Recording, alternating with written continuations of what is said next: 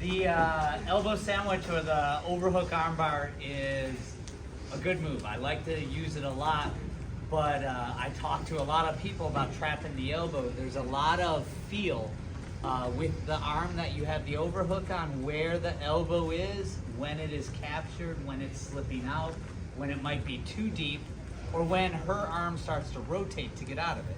Because remember, when we play jiu-jitsu, Carrie has an answer to my moves and is trying to win as well.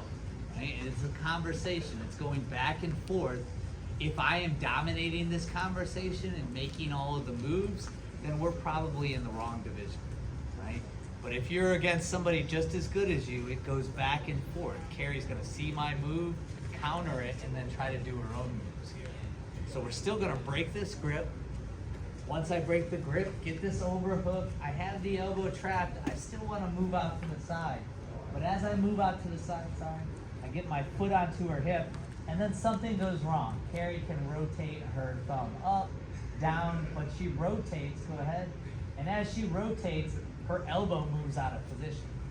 So no matter how much I start to squeeze, because her elbow is no longer facing upwards, there's no pressure going downwards, she's not going to tap it.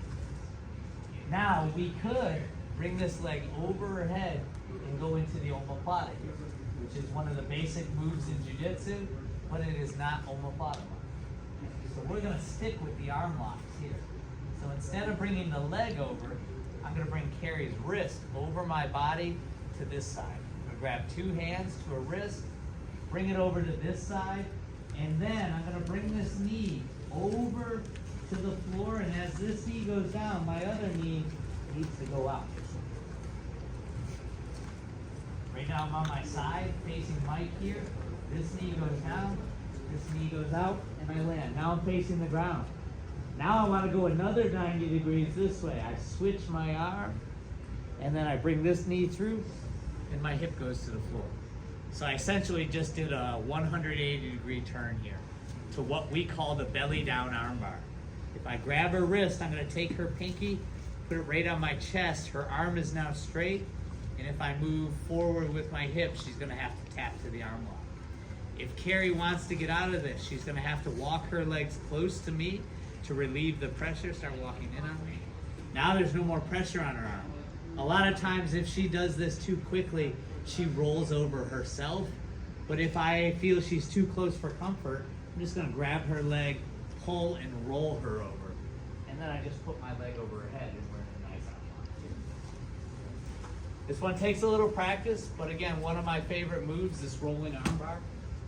But it all comes off of breaking the grip, coming through. I'd love to do this overhook armbar, but then Carrie just rotates. She doesn't want to get arm locked. We have a ton of options. We don't always have to do this, but today we are. Arm comes across the body. Knee comes over, 1, 2. When I do that, I love to keep this foot over the back of Carrie's head so she stays down. If this foot's not here and Carrie lifts her head, then all of a sudden Carrie's going to start defending. Right? This little piece is what's very important here. And I have this arm lock, and if Carrie tries to defend the arm lock, I can catch, force her to roll, and then finish an arm lock. One more time with a little speed.